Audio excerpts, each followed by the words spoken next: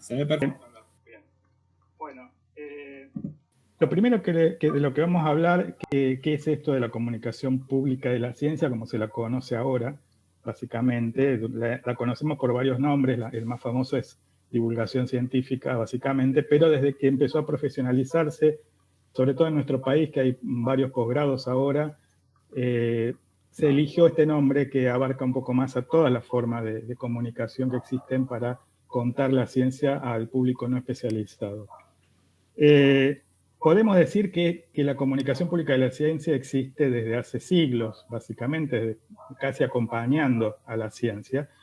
Se habla que justo por eso decía el chiste del siglo XVI, que uno de los primeros divulgadores científicos fue Galileo Galilei, que contaba sus descubrimientos astronómicos al público en general de manera escrita a través de una especie, digamos, de diálogos entre distintos personajes, pero lo que más se destacó fue que él lo escribió en italiano, básicamente, que era el lenguaje que hablaba la mayoría de la gente en esa época en ese país, que todavía no estaba organizado como país, pero sí era el idioma elegido para los habitantes, para la mayoría de los habitantes. ¿Y por qué esto es importante? Porque en esa época los científicos se comunicaban en latín. Así como el inglés, ahora podemos decir que es la lengua científica por excelencia, en esa época era el latín y no toda la gente sabía leer o entendía el latín. Entonces él decidió escribirlo en italiano para llegar a más gente. Ese modelo que él utilizó, básicamente se utilizó durante muchos siglos, que es el modelo del comunicador, el científico, el periodista, que sabe sobre un tema de ciencia y se lo cuenta al público no especializado, y es un método que se lo conoce, un modelo que se lo conoce como el modelo de déficit, porque justamente ese déficit implica que hay alguien que tiene el conocimiento y un grupo de gente que no lo tiene. Entonces, el que lo tiene lo ofrece a ese grupo, pero no hay una interacción. Desde la época de Galileo y actualmente se sigue utilizando, vamos a ver que hay distintas formas de comunicar la ciencia y el modelo de déficit todavía se tiene que aplicar en algunas formas, es imposible de eliminar del todo, pero la idea de los comunicadores de la ciencia es tratar de salir de este modelo porque aleja a lo mejor muchas veces al público. La idea es que la sociedad esté más involucrada para que, digamos, adopte esos conocimientos porque muchas veces pueden ser útiles en la vida cotidiana. Por eso este modelo también se lo conoce como alfabetización científica o comprensión pública de la ciencia, básicamente. A medida que nos acercamos al siglo XX, sobre todo, y más que nada al siglo XXI, empezaron a aparecer otras formas de comunicar la ciencia y apareció un modelo que es el modelo que más se está aplicando actualmente, el modelo ideal, de alguna manera, que es lo que se conoce como el modelo de diálogo. ¿Qué quiere decir? Esto es la comunicación pública de la ciencia propiamente dicha, básicamente. ¿Qué quiere decir esto? Sí, hay un déficit, básicamente, porque hay alguien que tiene el conocimiento y otro que no lo tiene. Sin embargo, las formas de comunicar la ciencia en este modelo implican que la sociedad puede participar de distintas maneras, ya sea a través de preguntas, ya sea a través de contar sus propias experiencias. Muchos de los productos de comunicación pública de la ciencia hablan sobre la ciencia en la vida cotidiana y muchas personas tienen experiencias que pueden sumar a esa comunicación de la ciencia que se está haciendo. Entonces, este modelo sería, ahora vamos a ver algunos ejemplos de eso, sería el modelo básicamente ideal. Pero hay un modelo mucho más ideal todavía, que es donde el producto de comunicación pública de la ciencia que se genera, en ese producto participan todos. Participan los científicos, participan miembros de otras partes de la sociedad, y ese es el modelo de participación ciudadana. Se conoce en inglés, se lo llama public engagement. Donde se genera un producto de comunicación de la ciencia, en donde, como les dije, participan todos. Pero esto solo se aplica en ciertos casos particulares. Ahora les voy a contar algunos ejemplos sobre eso, cómo puede ser que en algo que tiene que ver con la ciencia puedan participar gente que no está, o que no son científicos, por ejemplo. Yo ahora les voy a mostrar un esquema, no se asusten porque van a ver un montón de palabras, pero básicamente es sencillo. Vamos a ver cómo se aplican estos modelos de acuerdo a las diferentes formas de comunicar la ciencia que existen actualmente. Básicamente van a ver tres cuadros a la izquierda. En el inferior está lo que sería el modelo de déficit, que también puede ser popularización, como les dije, de alguna manera es como enseñar la ciencia al público, básicamente. Divulgación científica también podría estar incluido acá. En el cuadro del centro está el modelo de diálogo y en el cuadro superior el de participación ciudadana. ¿Cuál es el orden de estos modelos? Fíjense en la flecha que está a la izquierda, dice grado de protagonismo del público. Está a menor grado, que es el modelo de déficit, está abajo, y va a medida que participa más público, va aumentando, digamos, va subiendo el modelo hasta llegar al último, que es participación ciudadana. En el medio de todo eso están distintas formas de comunicar la ciencia. Yo solo voy a nombrar algunas porque si no estamos hasta mañana con esto. Yo les dije que el modelo de déficit está tratando de abandonarse. Sin embargo, hay ciertas formas de comunicar la ciencia que es imposible de abandonar. Por ejemplo, los libros de divulgación. El libro de divulgación es un producto de comunicación pública de la ciencia que se vende en la librería, la persona va, lo compra y lo lee, pero no tiene una forma de interactuar, básicamente. Lo mismo pasa con revistas como Muy Interesante, National Geographic, que son de divulgación científica, programas de televisión, que son pocos, pero hay de popularización de la ciencia. El mismo periodismo científico, del cual vamos a hablar al final, también. O sea, la nota está escrita y yo la consumo, pero no tengo forma, de alguna manera, de dialogar. Ahora con, digamos, por ejemplo, están los comentarios a los lectores en los medios que son digitales, pero sin embargo, la gente puede opinar, pero no participa a lo mejor en un diálogo con quien escribió la nota, por ejemplo, con quien distribuyó ese conocimiento. Entonces, siguen siendo parte del modelo de déficit porque es inevitable estar ahí adentro. Ahora bien, a medida que vamos subiendo, va aumentando la participación de la gente. Vamos a encontrar, por ejemplo, los museos de ciencia tradicional están muy cerca del modelo de déficit porque son los museos donde yo entro, hay una vitrina con un ejemplar, un cartelito, y yo tengo que leer el cartelito, aprender de ahí y se acabó. Si subimos un poquito más hacia el centro, lo vamos a ver por ahí, dice museos y exhibiciones interactivas, son los museos modernos, ¿está? Como la Plaza Silotier de acá en Córdoba, como el C3 en Buenos Aires, donde el público participa a través de distintas actividades como juegos, tecnología con pantallas, hay guías también con los que uno puede interactuar. De esa manera el conocimiento es más fluido y el público puede participar y se nota cómo mejora con el modelo de déficit al de diálogo, que la gente le gusta participar más, ir más a esos museos que un museo tradicional, básicamente. Acá, por ejemplo, está entre medio está el teatro científico, de eso les va a hablar Franco al final, pero todo este tipo de comunicación tiene que ver un poco, depende del comunicador, ¿está? Si yo puedo tener, por ejemplo, dar una conferencia, una clase pública, está en una facultad, por ejemplo, para todo público, y si yo voy, doy la conferencia y después me aplauden y salgo, bueno, obviamente es un modelo de déficit, ¿está? Ahora, si yo como comunicador permito que durante la conferencia o después me quedo para hablar con la gente, que entendió, que aprendió, qué me puede aportar a mí sobre lo que yo conté, si tuvieron alguna experiencia sobre lo que yo hablé, en ese caso ya se acerca más a un modelo de diálogo. Una cosa que les digo antes que nada, si quieren preguntar algo no hay problema, me pueden cortar, no se preocupen por eso, ¿no? Fíjense que de esa conferencia o clase pública que se da en un ambiente académico es medio inhibitorio para la gente muchas veces. No todo el mundo va a una universidad a escuchar una charla de divulgación o a un museo muchas veces.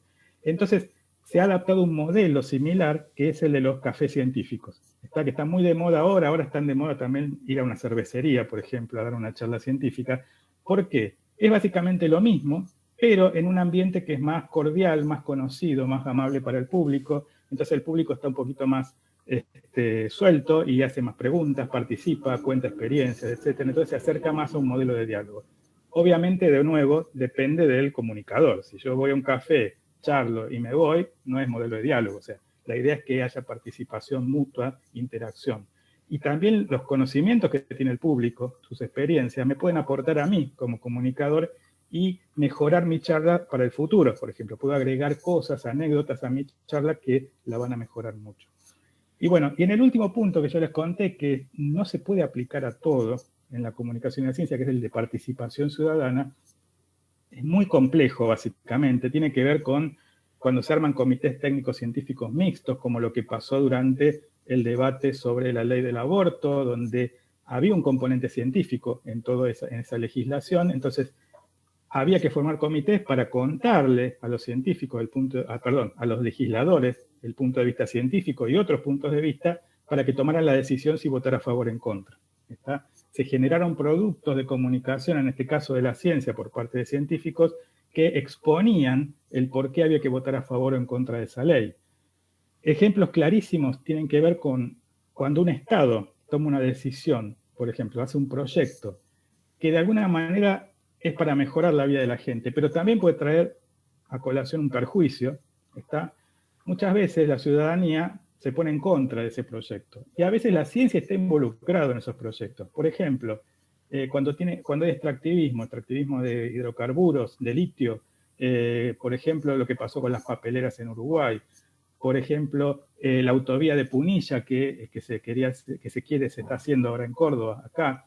¿Dónde está la ciencia ahí? Bueno, básicamente está en que esos proyectos traen, digamos, progreso, pero también pueden traer contaminación del aire, contaminación del agua, destrucción del poco bosque nativo, en el caso de la autovía, destrucción de yacimientos arqueológicos de pueblos nativos de la zona, que es lo que pasaba también en Punilla.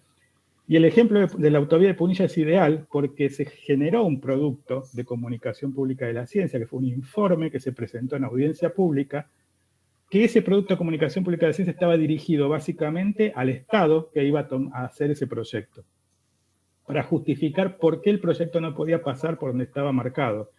Y ahí participaron no solo los ciudadanos que vivían en la zona, los historiadores que conocían bien ese lugar, los ambientalistas, sino también los científicos, en ese caso en particular justamente lo del instituto donde yo trabajo, que trabajan en ecología, estudian incendios, estudian biodiversidad, bosque nativo, que ya venían trabajando hacía muchos años en esa zona, y entonces para demostrar justamente cómo se iba a ver afectada por la construcción de esa autovía la parte de la naturaleza propiamente dicha. Todo ese producto que se generó se presentó en audiencia pública al gobierno de Córdoba y finalmente se logró que el proyecto no se hiciera por el lugar donde estaba marcado. Y se desvió a otra zona que también tiene sus problemas, obviamente, también está en discusión, pero básicamente haría menos daño que el proyecto original. Entonces ahí fíjense cómo eso es un proyecto de participación ciudadana donde todos forman parte, no solo los científicos en este caso, y donde la ciencia está involucrada en este caso. Ahora bien, la gran pregunta, ustedes fíjense, esto se los voy a dejar en PDF, ya se lo di a Lucas, así que después se los va a dar esta charla en PDF para que puedan ver las otras formas de comunicación pública de la ciencia que hay. Viene la gran pregunta, que es, ¿para qué comunicar la ciencia?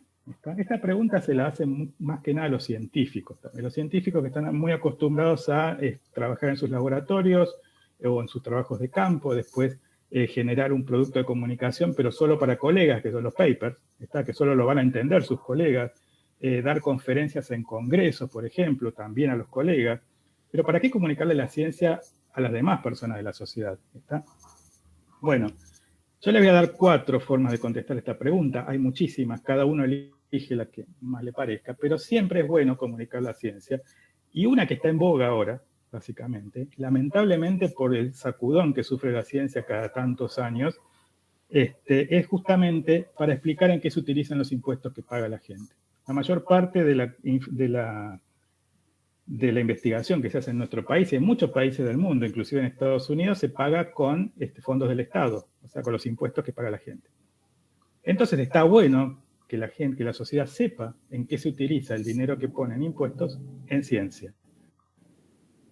En Argentina, en mucho tiempo, por el gran prestigio del CONICET, etcétera, muchos científicos dijeron, ¿para qué voy a contar lo que hago si a nadie le interesa? O ya tenemos prestigio, ¿para qué contarlo? Pero sin embargo hubo un par de sacudones a fines del 2016, cuando en ese momento la Secretaría de Ciencia no era ministerio, la falta de fondos, y entonces se tomó el Ministerio de Ciencia, y actualmente que hay un candidato que dice que va a privatizar el CONICET o que lo va a eliminar, cuando vienen esos sacudones que tocan al CONICET y sobre todo se critica desde la sociedad, y ahora con las redes sociales más, y más que nada a las ciencias sociales, pero en general a todo, la ciencia, ahí salen todos los científicos a contar lo que hacen.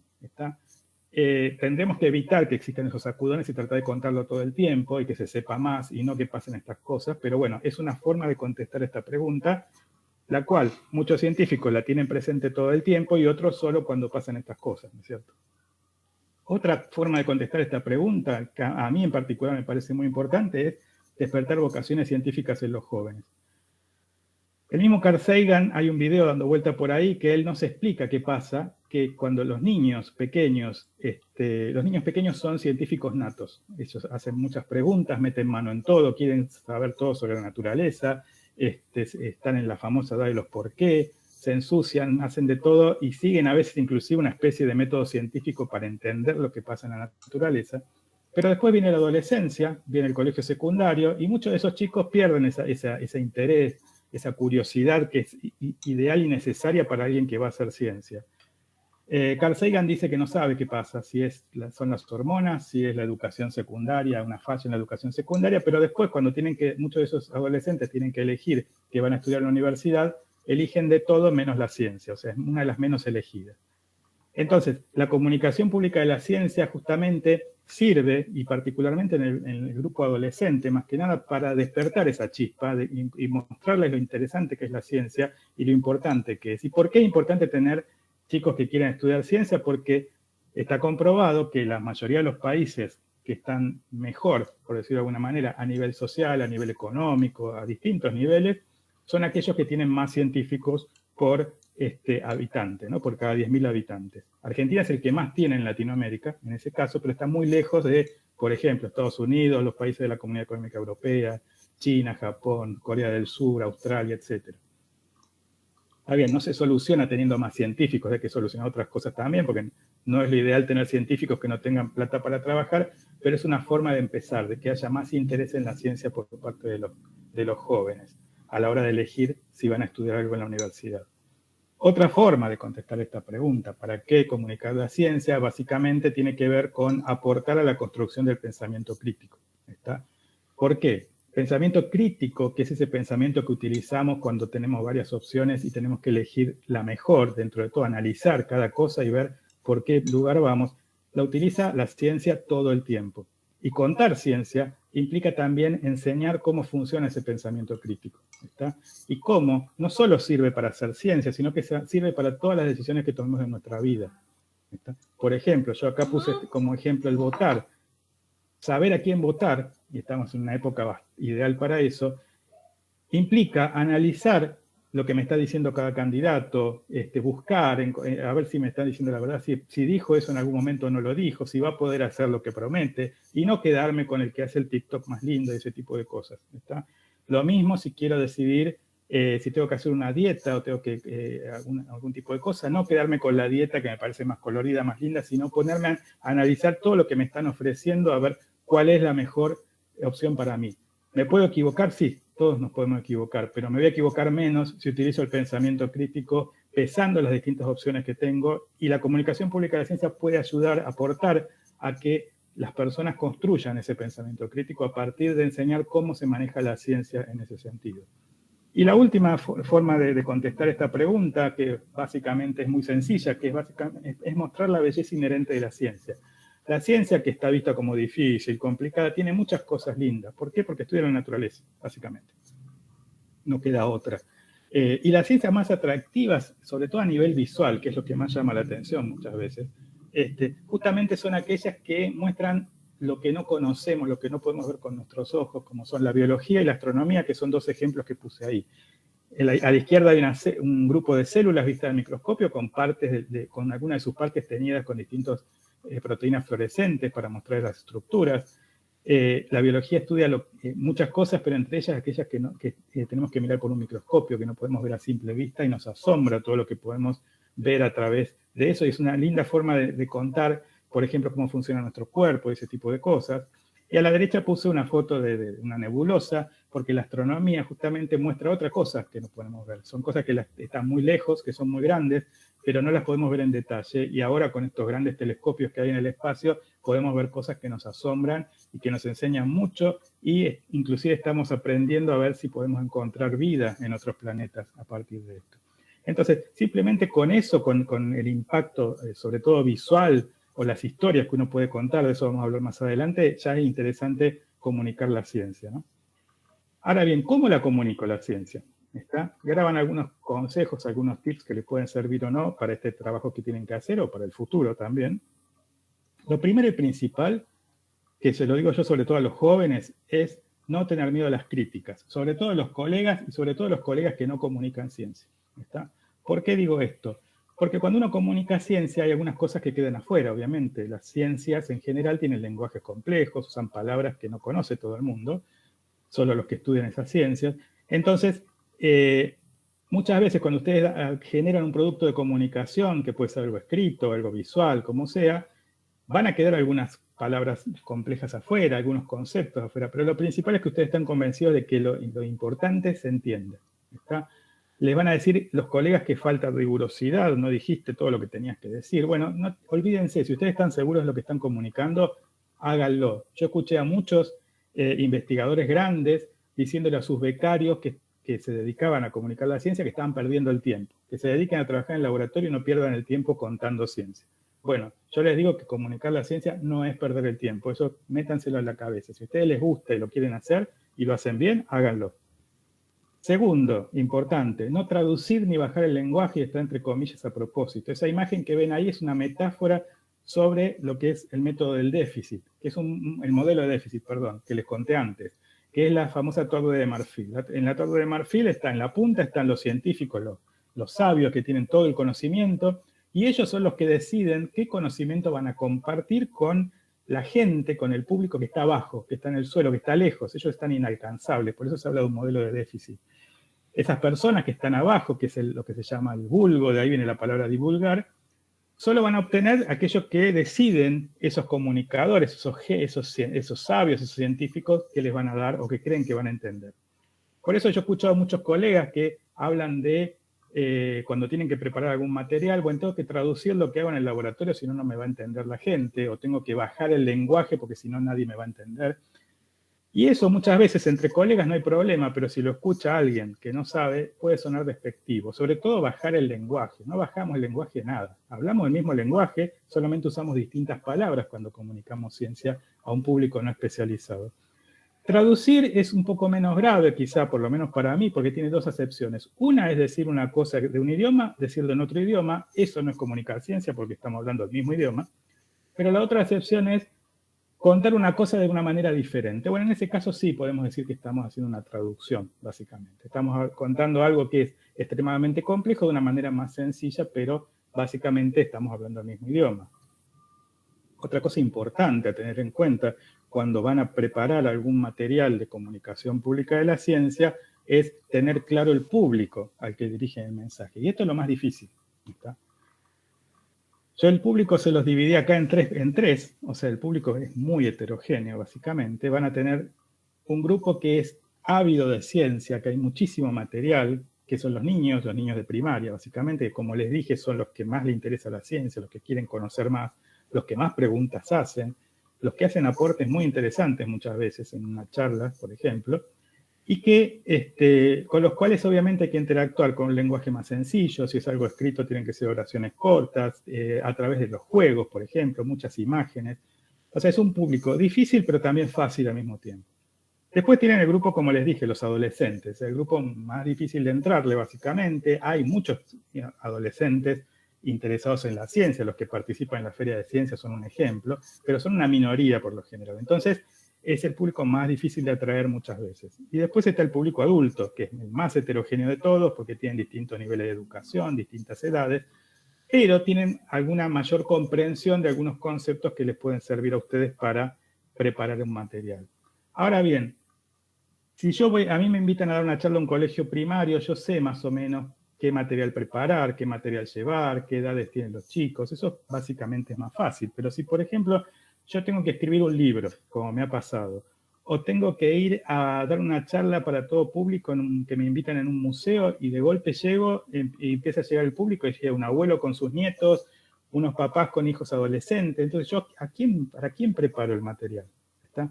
Entonces hay una especie de convención general, cuando no saben específicamente el público al que van a dirigir su material, que es generar ese material de comunicación pública de la ciencia para un público que esté cursando el colegio secundario, por ejemplo, adolescentes hasta adultos, obviamente, o personas que tengan el secundario completo. Entonces, con eso abarcan un número mayor de personas y dejan afuera un pequeño grupo, pero que tampoco lo dejan tan afuera porque me ha pasado con mis libros que yo los hice pensando en adolescentes a adultos y sin embargo niños de 10 años, de 9, lo han leído y lo que no entendían se lo preguntaban a los padres. O sea, tampoco es tan grave. Lo mismo si tienen que dar una charla para un público heterogéneo, puede pasar exactamente lo mismo. Y también me he sorprendido de chicos, que las mejores preguntas me las hicieron chicos de 10 años, por ejemplo, en una charla para todo público. Entonces, tampoco hay que tener tanto miedo a ese tipo de cosas. Yo lo que les recomiendo, después les voy a pasar el enlace por el chat. Lo único que es un sitio en inglés, ese es el único problema. Pero hay una revista de divulgación que se llama Wired, que quiere decir cableado, básicamente, es muy buena, y que tiene un canal de YouTube. ¿Está? Hay una lista de reproducción que se llama 5 Levels, 5 niveles. Ahí van a encontrar una serie de videos de aproximadamente 5 minutos, un poco más cada uno, donde un experto en ciencia, sobre todo en comunicador de la ciencia, de un determinado área, van a encontrar sobre temas de neurociencias, de física cuántica, de astronomía, de distintas cosas, tienen que explicarle un determinado tema, por ejemplo, de neurociencias van a encontrar qué es la memoria, ¿está? A 5 niveles distintos de edad y de educación. El primero es un chico de primaria, el segundo un adolescente de secundaria, después un estudiante de grado universitario, un estudiante de posgrado universitario que está haciendo su doctorado, por ejemplo, o una maestría, y un experto, ¿está? Un experto en esa ciencia. Y van a ver que es un muy buen ejemplo de la misma persona explicándole a estos 5 grupos un tema, y van a ver cómo interactúa con esos grupos, cuáles son los más participativos, cuáles son los más imaginativos muchas veces, y van a ver cómo se va complejizando el lenguaje también, cómo se van aportando cosas, y es una buena forma de practicar cómo comunicar ciencia a estos distintos grupos. Ahora bien, lo más básico para comunicar la ciencia, que parece una verdad de perogrullo, sin embargo, no todos los comunicadores que yo conozco lo aceptan, básicamente los que quieren comunicar más que nada, es no emplear términos muy técnicos o explicarlos en todo caso. ¿Qué quiere decir términos técnicos? Bueno, todos los términos que utilizan las ciencias, que son complejos, que son difíciles, que no forman parte del lenguaje cotidiano. ¿Y cómo hacemos para saber qué es un término técnico si uno va a preparar un material de comunicación pública de la ciencia? Bueno, yo acá les voy a dar 2 ejemplos para que vean, les quede claro. Una forma de saber qué se habla en la sociedad, bueno, es salir un poco de la caja del laboratorio y mirar televisión, ver noticieros, ver series, películas que no tengan que ver con ciencia, leer libros, leer el diario, también leer las noticias todo el tiempo, puedan, obviamente, charlar con personas que no estén especializadas de distintos temas, y uno va entendiendo el lenguaje que se va utilizando, lo que sería el lenguaje de conocimientos populares, básicamente, entre comillas, porque no están así. Entonces está bueno estar informado, o sea, saber lo que pasa en el mundo, básicamente, fuera de lo que es la ciencia. Y acá le puse 2 ejemplos que son clarísimos. Uno es la sigla ADN y otro es mitocondria. La sigla ADN hasta hace 20 años no formaba parte de nuestro lenguaje, igual que la palabra gen, ¿no? Los genes, no formaban parte de nuestro lenguaje cotidiano, básicamente. Sin embargo, a medida que empezaron a crecer distintas técnicas, empezó a secuenciarse el genoma humano también, etcétera, etcétera, empezó a aparecer más esa palabra y empezó a aparecer en productos de consumo público. Y hubo una serie, hace un poquito más de 20 años, que ahora va a volver justamente, que marcó un hito en ese aspecto, que es esta serie, que no sé si todos la conocen, que es Investigación en la Escena del Crimen, CSI, cuyos protagonistas son un grupo de forenses, de científicos, que colaboran con la policía de Las Vegas para dilucidar distintos crímenes, descubrir sospechosos, descubrir alguna víctima que esté reconocible a través de técnicas de biología molecular. Y esta serie fue la que empezó a hablar sobre el ADN, a mostrar cómo se maneja un laboratorio, las distintas técnicas, los distintos aparatos inclusive. Y a partir de ahí empezaron a aparecer otras series de abogados también, o distintas cosas, hasta que la palabra ADN empezó a utilizarse en todos lados, básicamente. Hoy prendan en el televisor algunos de estos programas que están llenos que tienen panelistas, o si entran en un noticiero, van a encontrar, por ejemplo, que aparece un hijo o una hija de algún famoso, vivo o muerto, le aparece de golpe, y bueno, y en el programa discuten si eso no es, y que se tiene que hacer el test de ADN. Y el público no sabe cómo se hace un test de ADN, no sabe qué quiere decir ADN, que es una doble cadena discoidal, que está en el núcleo de la célula, etcétera, pero sabe que si el test da positivo, esa persona es hijo o hija de ese famoso, y si da negativo no lo es. O sea, asocian la sigla ADN con identidad y con herencia también. Entonces, fíjense cómo en las frases que uno escucha mejor, es así porque está en sus genes. El otro día en la tapa de un diario deportivo hablaban del ADN del hincha con un determinado club. Entonces, no lo voy a nombrar para no causar problemas.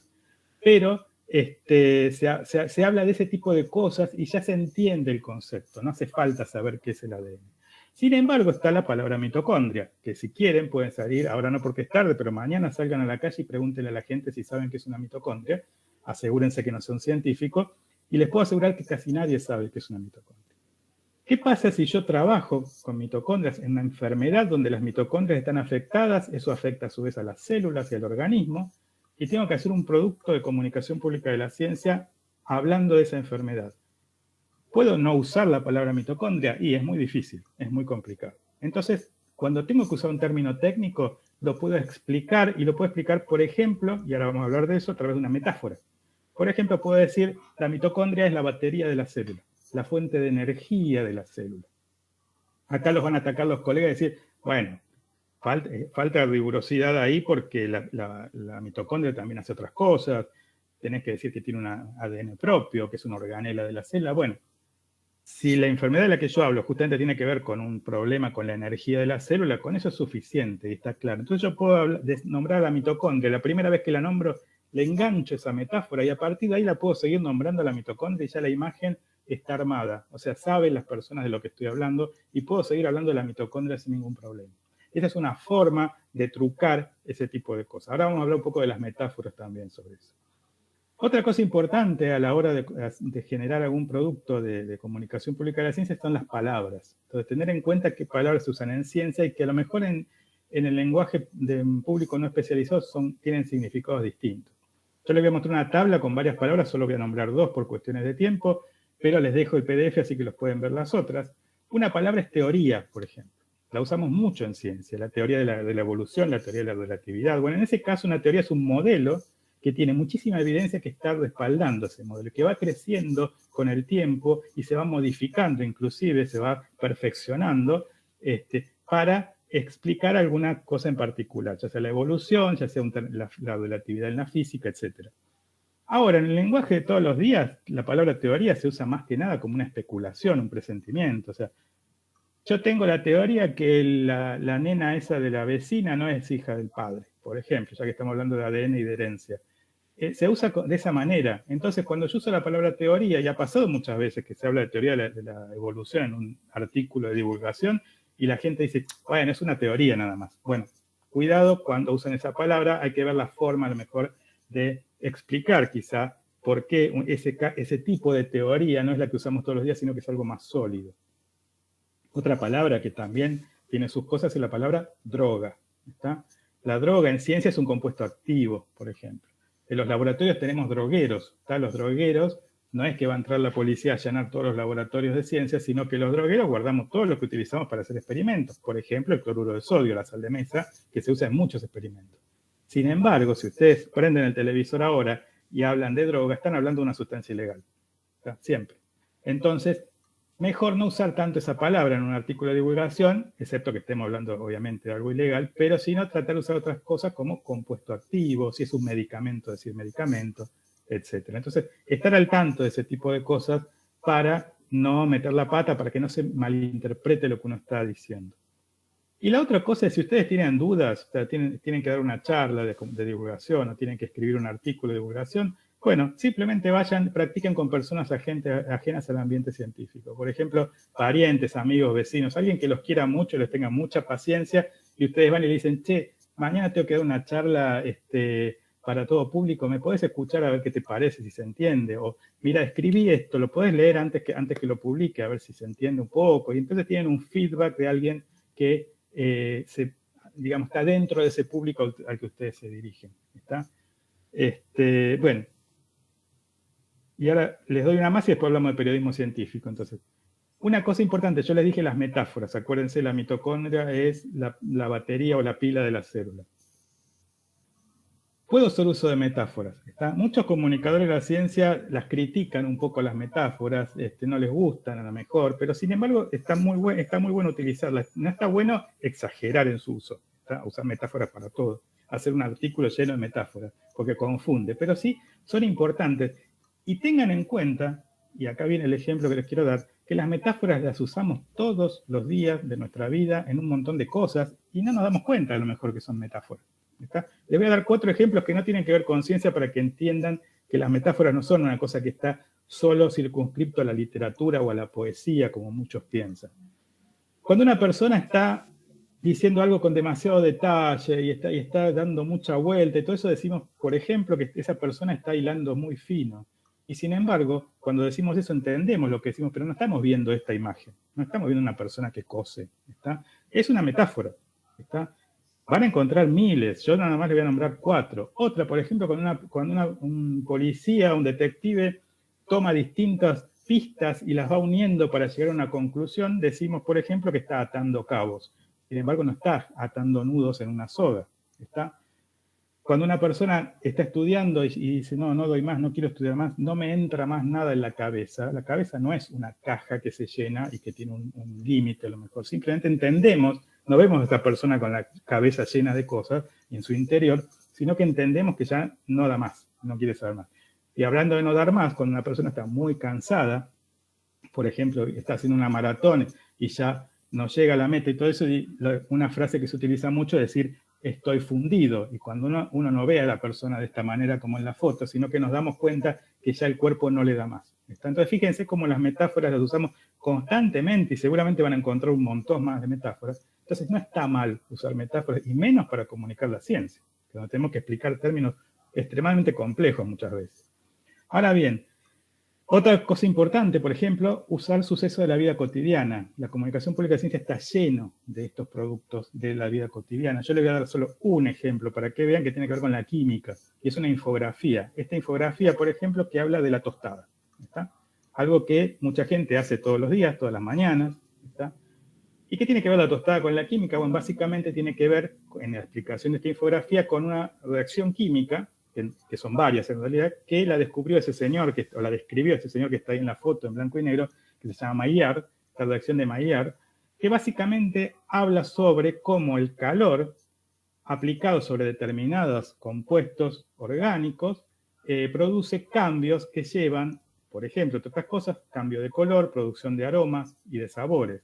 El caso de la tostada, cuando uno la pone en el calor, a medida que avanza el tiempo, van a producirse una serie de reacciones químicas en los azúcares, en los hidratos de carbono, que va a llevar que haya cambios que son los responsables de que la tostada se tueste, justamente que tome ese color, que libere ciertos aromas, que son los que nos atraen, por ejemplo, a la hora del desayuno, y que tenga un sabor, que cambie el sabor del pan, por ejemplo. Obviamente, a medida que avanza el tiempo, se va deshidratando más el alimento, van cambiando las reacciones químicas, hasta que llega un punto que ya los olores y los sabores no son tan agradables y el color se vuelve negro. La misma reacción de Maillard se da, por ejemplo, cuando uno hace un asado. En ese caso, el calor actúa sobre los aminoácidos de las proteínas. Entonces, básicamente también cambia el color, cambia el sabor, cambian los aromas. ¿Está? Entonces, fíjense cómo podemos explicar química de una manera atractiva y con algo que conoce todo el mundo. La cocina está llena, hay muchos libros sobre cocina y comunicación pública de la ciencia, porque la cocina se parece mucho al trabajo que se hace en un laboratorio muchas veces. Y por último también... Alberto, sí, perdón que te interrumpa. Acá Gabriela tiene un comentario interesante que dice... No veo los comentarios. Bien, se utiliza mucho en los eufemismos. También, sí, también, básicamente. Sí, hay muchas cosas que las dejo afuera por cuestión de tiempo, básicamente, pero sí es cierto eso también. Después, bueno, y otra cosa importante también, que la idea es atraer al público, atraerlos para que consuma el producto, por eso la metáfora es más que nada para que se entienda, pero también los sucesos de la vida cotidiana que nos acercan más al público, las historias sobre todo si son conocidas. Yo acá puse 3 ejemplos de historias de personajes famosos, un poco, que tienen que ver, yo ya les nombré a Galileo, que es el que está a la izquierda, Galileo Galilei, que básicamente, aparte de que fue un gran divulgador, tiene una vida apasionante y a través de él podemos hablar sobre astronomía, básicamente. Él fue el primero que descubrió los anillos de Saturno, los satélites de Júpiter, su historia con la iglesia también, su pelea con la iglesia de alguna manera. Entonces es un personaje que nos puede servir para meternos en el mundo de la astronomía porque es fascinante toda su historia. En el centro tiene que ver un poco con lo que yo hice con mis libros, hablo de los monstruos, ¿está? ¿Por qué hice libros sobre monstruos? Justamente porque la mayor parte de los monstruos, y no todos, surgieron básicamente en el pasado por la falta de conocimiento científico. Cuando no se podía explicar un suceso de la naturaleza, como por ejemplo la electricidad, cómo funcionaba, qué tenía que ver con nuestros cuerpos, cuando no se podía explicar una deformidad en alguna persona o un comportamiento extraño fuera de lo normal, como el ser humano tiene que poder explicarlo todo, bueno, lo explicaba de una manera sobrenatural. Y así nacieron la mayor parte de los monstruos. ¿Está? Frankenstein con el tema de la electricidad y el movimiento de la contracción de los músculos. Drácula con una enfermedad de la sangre que es la porfiria, el hombre lobo con otra enfermedad de crecimiento capilar que es la hipertricosis, y así sucesivamente. Hoy sabemos todas esas cosas ya. La ciencia ya lo sabe, todo este tipo de cosas. Sabe sobre genética, sabe sobre microbiología y contagio de enfermedades, sabe sobre inmunología, sabe más sobre electricidad, obviamente. Entonces, podemos utilizar esa falta de conocimiento y esa creación de los monstruos como una excusa, como algo conocido para el público, para explicar cosas que tienen que ver, que sabemos hoy sobre la ciencia. Y por último puse el hombre araña porque los superhéroes también están muy de moda en comunicación pública de la ciencia. ¿Por qué? Porque desafían las leyes de la física, básicamente. Tenemos súper fuertes, tenemos los que vuelan, tenemos los que se hacen invisibles, los que se estiran como goma, los que viajan a altas velocidades, etcétera, etcétera. Entonces, muchas de las cosas que hacen que un cuerpo de una persona normal no podrían hacer se pueden explicar a través de la física. ¿Está? Entonces son una buena excusa para hablar sobre física, justamente, de por qué no podemos hacer ciertas cosas que ellos sí pueden. Bueno, esos son solo algunos tips, algunos conceptos para que tengan en cuenta a la hora de comunicar la ciencia. Cada uno elige lo que les gusta, lo hace a su manera, pero esa es una forma. Y ahora sí les voy a hablar de periodismo científico, que es lo que nos interesa básicamente en este caso, que tiene que ver un poco en qué se distingue el periodismo científico de otras formas de comunicar la ciencia.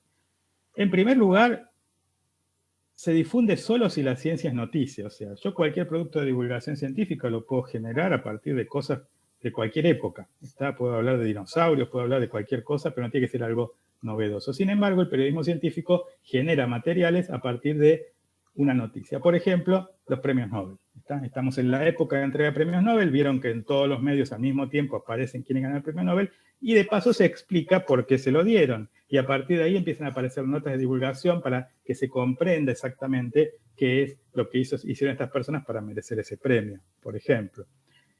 Otra cosa que es importante cuando uno genera un producto de periodismo científico, ya sea algo escrito o si lo presenta en un noticiero, ese tipo de cosas, es que debe respetar las 5 W. ¿Qué son las 5 W? Que en realidad son 6. Las 5 W son 5 preguntas que mi producto de periodismo científico tiene que contestar. Tienen que estar dentro de ese producto. Después vamos a ver más o menos en qué parte. Esas 5 W vienen del inglés y básicamente son 5 W y una H. En realidad H se agregó después, con el tiempo. Preguntas en mi producto de periodismo científico. Mi nota, mi artículo, lo que fuera.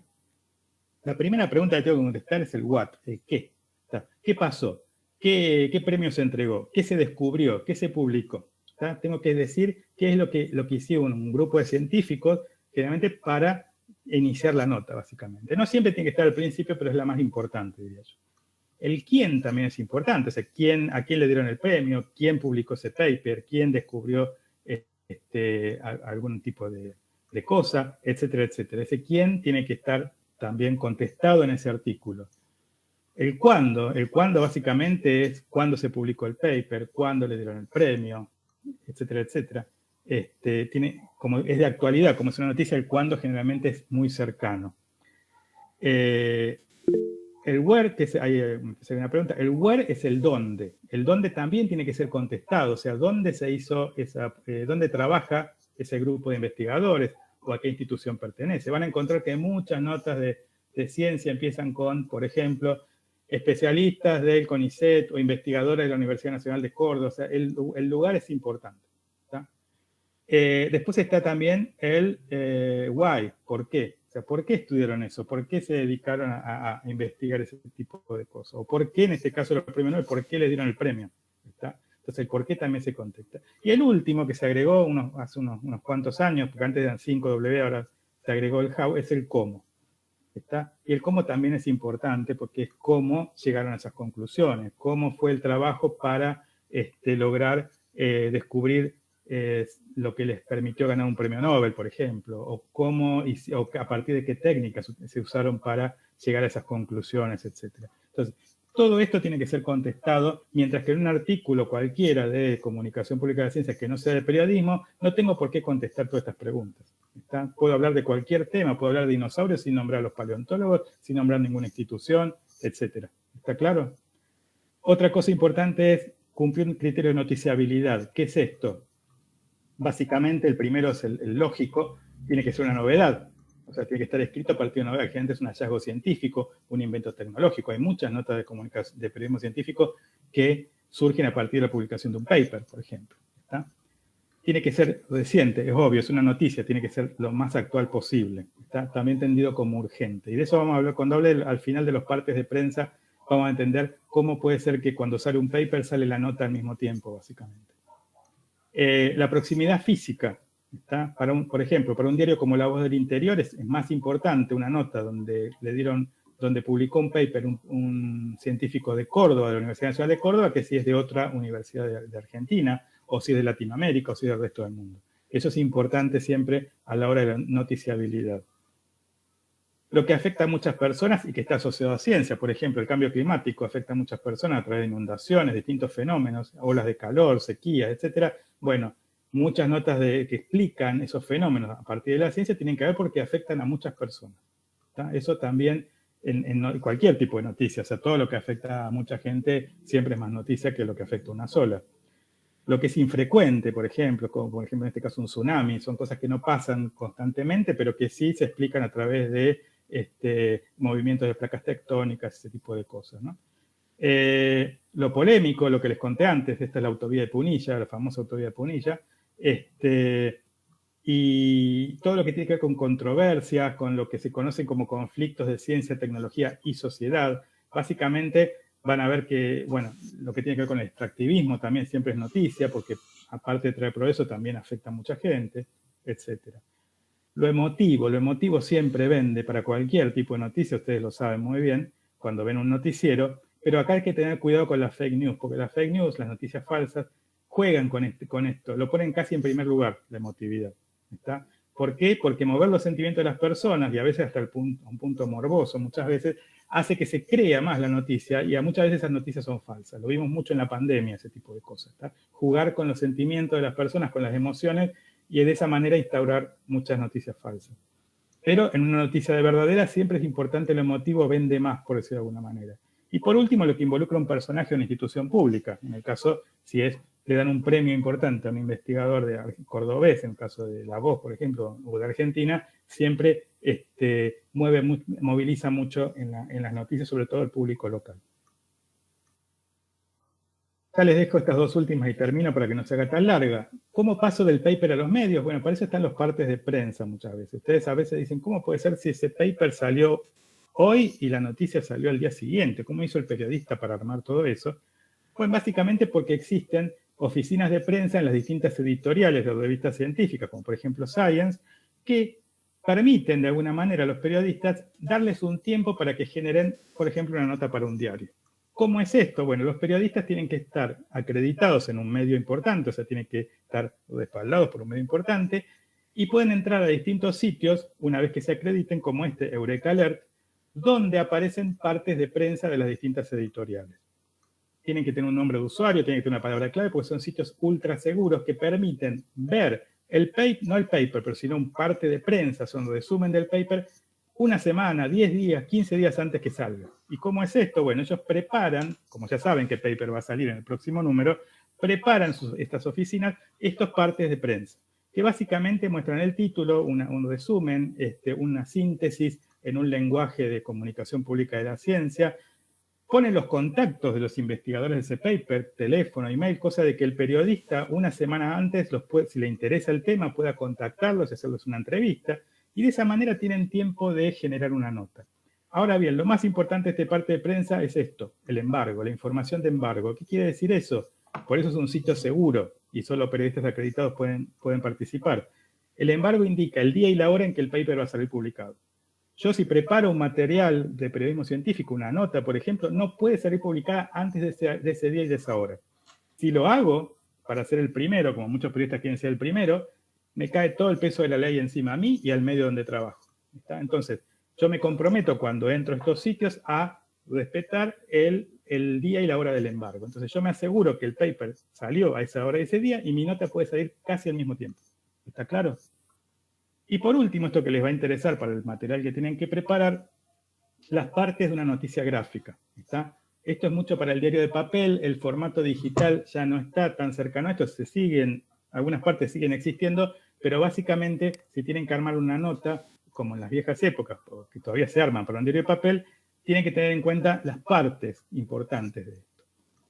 Lo primero y principal es el titular, el título, obviamente, el título de la nota. El título de la nota tiene que vender, ¿está? Tiene que atraer a las personas. Y esto se usa más en la parte digital, más aún porque ahí está el enlace, el enlace a la nota muchas veces. Entonces uno con eso solo le dice, voy a ver de qué se trata, y entra. Muchas veces son engañosos los títulos, por eso hay que tratar de evitarlo, pero tratar de que el título marque de alguna forma la idea de lo que yo voy a contar en ese artículo de una manera atractiva. Muchas veces el qué, ese de las 5 preguntas que le dije, está acá. O sea, qué se descubrió, qué pasó. ¿Está? Después aparece, muchas veces lo van a ver esto también en las notas digitales, un pequeño texto que se llama volanta, que está en la parte superior, que indica algo más de información, a veces indica el lugar donde pasó, la institución donde pasó, algo que tiene que ver con el tema en general, pero la idea es que entre todas estas partes no haya repetición de palabras, o sea, no puede ser la volanta un pedacito del titular, ¿está? Tiene que haber información extra, ¿está? No siempre tiene que estar la volanta, no es importante muchas veces, se usa mucho, por ejemplo, para poner, por ejemplo, en algunos casos pueden ser ciencia en Argentina, por ejemplo, ese tipo de cosas, o sea, algo muy general. Otra cosa importante es el copete o bajada. Acá va a haber una discusión sobre qué es cada cosa, pero básicamente digámosle bajada. La bajada no siempre está, pero muchas veces es como sería el equivalente al abstract, al resumen de un paper. ¿Está? Una pequeña síntesis de lo que vamos a leer en la nota. ¿Estamos? Muchos dicen que esto se corresponde con otra parte que ahora les voy a nombrar. Se mezclan entre sí, copete también se le dice otra cosa, pero básicamente sería, digamos que es una síntesis pequeña de la nota, que es para que entre más todavía la gente y quiera leer el cuerpo del texto, que es la siguiente parte, que es la parte donde ustedes explican todo, pueden terminar de contestar las 5 Ws y la H, pueden poner todos los tipos de detalles que quieran, usar, como les dije, las metáforas, las historias, todo lo que ustedes quieran. Dentro de ese cuerpo, y acá viene la discusión que les decía, la primera parte muchas veces, que se llama entradilla, y acá también se le dice copete en algunas partes, por eso hay una confusión.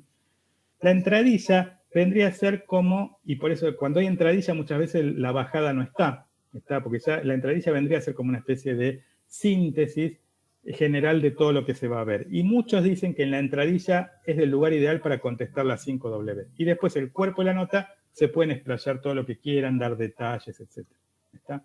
Pero lo más importante acá es el titular y el cuerpo del texto. Después, este cuerpo puede tener una entradilla, que sería el inicio de la nota, o un copete o bajada, que sería como un abstract. Y después sí, tienen cosas extras que sí o sí están en las notas actuales, porque como les dije, mucho entra por lo visual, que es la imagen, generalmente acompaña una o más imágenes que tienen su epígrafe explicando qué hay en la imagen, una imagen que sea bien representativa de lo que ustedes están diciendo. Y cuando tienen material extra que no les entra en el cuerpo de la nota, por ejemplo, si yo digo que estoy hablando de la mitocondria, digo, la mitocondria es la batería de la célula, y quiero explicar más cosas, quiero decir que tiene ADN propio, que es una organela de la célula, lo puedo poner en un destacado, ¿está? Un cuadro aparte donde puedo poner más información extra, que quizá no aporte tanto a la nota en sí, pero sí puede ser importante para aclarar ciertas cosas. Bueno, y ya termino, para que no cansarlos más, y no cansarme yo tampoco, y lo dejo a Franco. Los dejo con 2 frases de un gran divulgador argentino que ya no está con nosotros, que tuvimos el honor con Franco de tenerlo de profesor. Escribió mucho libro de divulgación. Seguramente si van a la sección de divulgación de las librerías, que muchas lo hay, van a encontrar un libro de él seguro. Fue periodista Página 12, generó el suplemento Futuro que había antes en Página 12, que cuando él falleció desapareció, pero era el único suplemento de divulgación científica que había en un diario argentino. Y él dijo, la divulgación científica es la continuación de la ciencia por otros medios, forma parte de la ciencia, ¿está?